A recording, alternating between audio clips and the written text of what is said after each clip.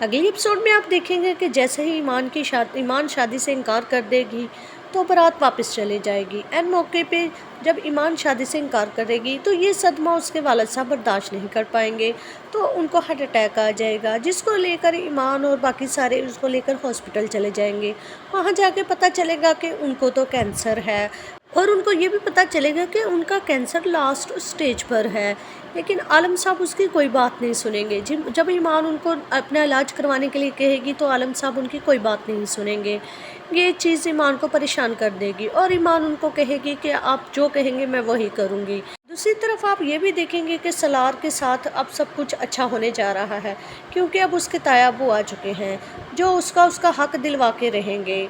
और उनको जब वो देखेंगे कि सलार के साथ इस घर में ज़्यादती हो रही है तो वो समझ जाएंगे कि ये सलार के साथ किस तरीके से ट्रीट करते हैं और सलार को किस तरह बुरा बुला कहा जाता है और सलार को फैक्ट्री से और बाकी सारी चीज़ों से दूर रखा जाता है।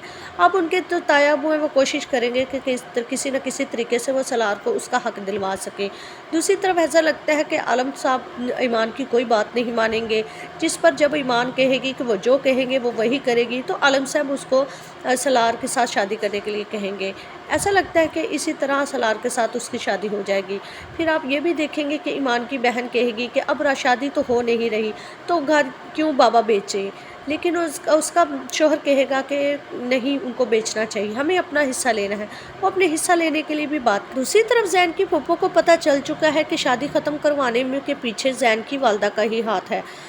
अगले एपिसोड का रिव्यू जानने के लिए प्लीज़ मेरे चैनल को लाइक शेयर सब्सक्राइब करें। Keep watching.